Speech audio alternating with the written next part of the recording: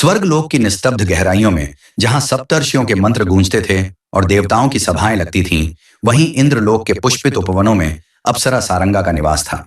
उसकी देह स्वर्ण के समान कांतिमय थी, नेत्र चंद्रमा की शीतलता से भरे थे और स्वर कोयल की मीठी तान को भी लजाने वाला सारंगा इंद्रलोक की सबसे सुंदर अप्सराओं में गिनी जाती थी।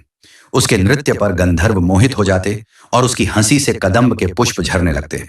किंतु उसकी आत्मा किसी अदृश्य बंधन में जकड़ी हुई थी।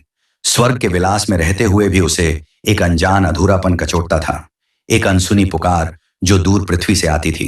एक दिन जब देवराज इंद्र की सभा में महर्षि कश्यप उपस्थित हुए तो उनकी दृष्टि सारंगा पर पड़ी। वे उसकी दिव्य आभा को देख गंभीर हो उठे।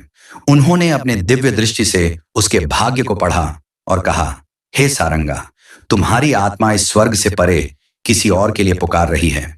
तुम्हारा भाग्य इंद्रलोक में नहीं बल्कि पृथ्वी पर लिखा गया है। तुम्हें वहां जाना होगा जहां तुम्हारा सच्चा प्रेम प्रतीक्षा कर रहा है। देवराज इंद्र इस भविष्यवाणी से क्षुब्ध हो गए, क्योंकि वे नहीं चाहते थे कि उनकी प्रिय अप्सरा किसी और लोक में जाए, किंतु विधि का विधान टाला नहीं जा सकता था। देवताओं की सभा में जब इस भविष्यवाणी की गूंज फैली, तब इंद्र ने क्रोधित होकर सारंगा को शाप दे दिया, हे सारंगा, यदि तुम्हारा हृदय किसी और लोक के लिए व्याकुल है तो जाओ, मैं तुम्हें पृथ्वी पर भेजता हूं।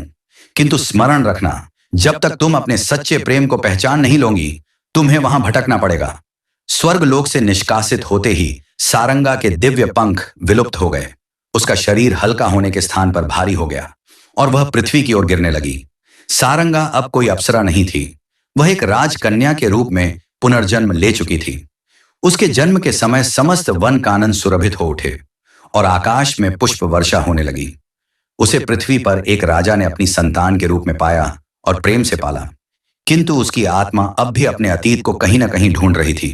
राजकुमारी सारंगा बड़ी हुई तो उसकी प्रसिद्धि दूर दूर तक फैल गई, परंतु उसे लगता था कि उसके हृदय में कोई रिक्त स्थान है जिसे वह समझ नहीं पा रही थी।